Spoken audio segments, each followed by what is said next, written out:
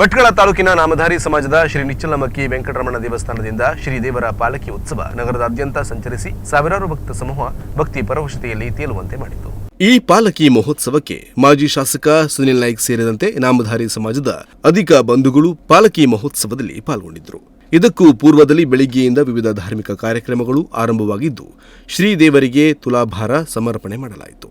ನಂತರ ಸಂಜೆ 4:30ಕ್ಕೆ ವೆಂಕಟೇಶ್ವರ ದೇವರ ಪಾಲಕಿಯು ಸಹಸ್ರಕ್ಕೂ ಅಧಿಕ ಭಕ್ತರ ಜಯಘೋಷದಲ್ಲಿ ನಗರದಾದ್ಯಂತ ಸಂಚರಿಸಿದ್ದು ಮಧ್ಯರಾತ್ರಿ 2 ಗಂಟೆಯ ವೇಳೆಗೆ ಪಾಲಕಿ ಉತ್ಸವ ದೇವಸ್ಥಾನಕ್ಕೆ ತೆರಳಿ ಬಳಿಕ ಪೂಜೆ ಸಲ್ಲಿಸುವ ಮೂಲಕ ಪಾಲಕಿ ಉತ್ಸವ ಸಂಪನ್ನಗೊಂಡಿತು.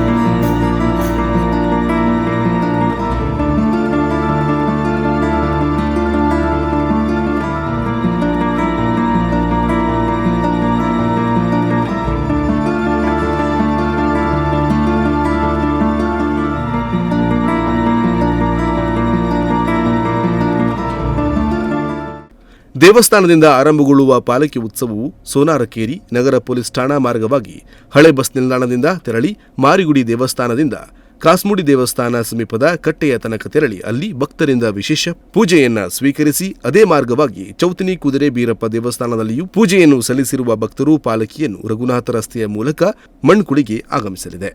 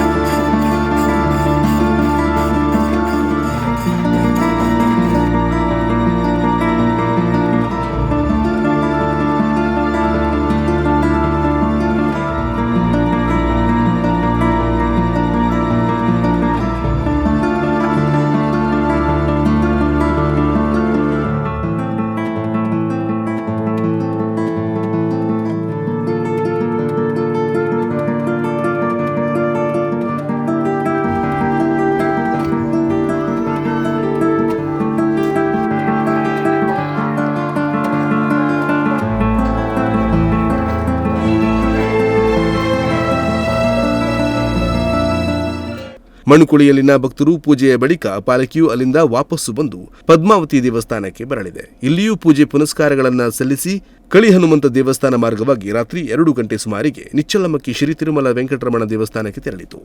ಪಾಲಕಿ ಉತ್ಸವದ ಬಳಿಕ ರಾತ್ರಿ ಮಹಾಮಂಗಳಾರತಿ ಹಾಗೂ ತೀರ್ಥ ಪ್ರಸಾದ ನೀಡಿ ಪಾಲಕಿ ಮಹೋತ್ಸವ ಮುಕ್ತಾಯಗೊಂಡಿತು.